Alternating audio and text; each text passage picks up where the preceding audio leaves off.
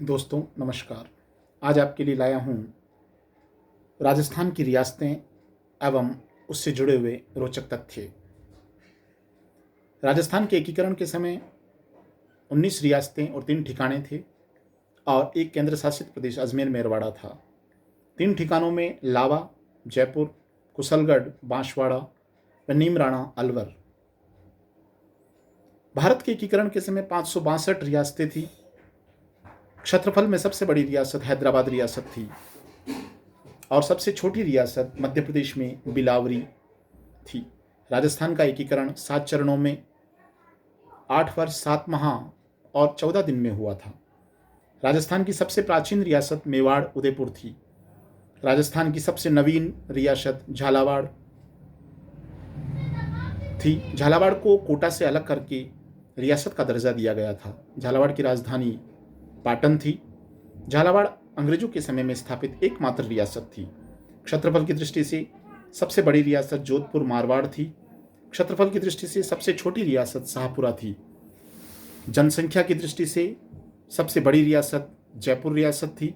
अंग्रेजों से संधि करने वाली राजस्थान की प्रथम रियासत, जिसने 15 नवंबर 1817 को संधि की थी और उसके बाद दिसंबर 1817 में कोटा ने संधि की, अर्थात सबसे पहले संधि जो की थी वो करौली ने की थी 15 नवंबर 1817 और उसके बाद कोटा ने दिसंबर 1817 में। अंग्रेजों से संधि करने वाली राजस्थान की अंतिम रियासत सिरोही थी। सिरोही ने सितंबर 1923 में संधि की थी। रियासतों में शिकार एक्ट लागू करने वाली राजस्थान की पहली रियासत टोंक थी, जिसने 1901 में शिकार एक्ट लागू किया था। राजस्थान की रियासतों में डाक टिकट व पोस्टकार्ड जारी करने वाली प्रथम रियासत जयपुर रियासत थी, जिसने 1904 में माधो सिंह द्वितीय द्वारा डाक टिकट व पोस्टकार्ड जारी किए गए। वन्यजीव संरक्षण कानून बनाने वाली राजस्थान की प्रथम रियासत जोधपुर रियासत थी, जिसने 1910 में वन्यजीव संरक्षण कानून बनाया।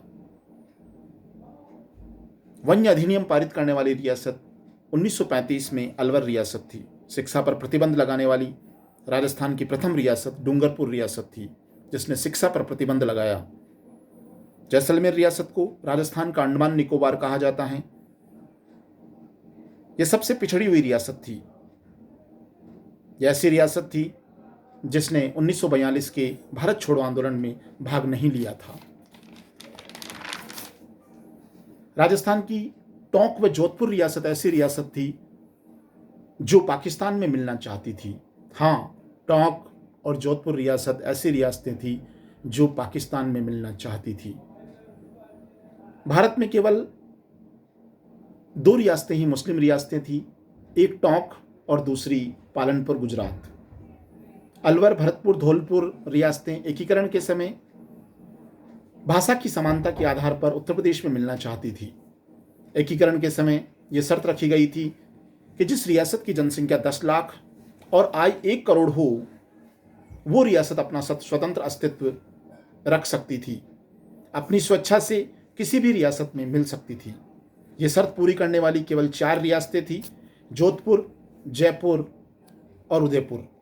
अलवर, भरतपुर, धौलपुर, डूंगरपुर, टोंक व जोधपुर राजस्थान में नहीं मिलना चाहते थे। अलवर का संबंध महात्मा गांधी की हत्या से जुड़ा हुआ था। महात्मा गांधी की हत्या के संदेह में अलवर के शासक तेज सिंह व दीवान MB खरे को दिल्ली में नजरबंद रखा गया था। एकमात्र रियासत अलवर, जिसने 15 अगस्त 1947 को अपनी रियासत में प्रथम स्वतंत्रता दिवस नहीं मनाया था। अर्थात अलवर रियासत ऐसी थी जिसने प्रथम स्वाधीनता दिवस नहीं मनाया। राजस्थान के एकीकरण के समय बांसवाड़ा के शासक चंद्रवीर सिंह ने एकीकरण या विलय पत्र पर हस्ताक्षर करते हुए कहा था कि आज मैं अपने डेथ वारंट पर साइन कर रहा हूँ, डेथ वारंट पर हस्ताक्षर कर रहा हूँ। एकीकरण के समय सर्वाधिक धरोहर राशि जमा कराने वाली जो रियासत थी वो थी बीकानेर रियासत।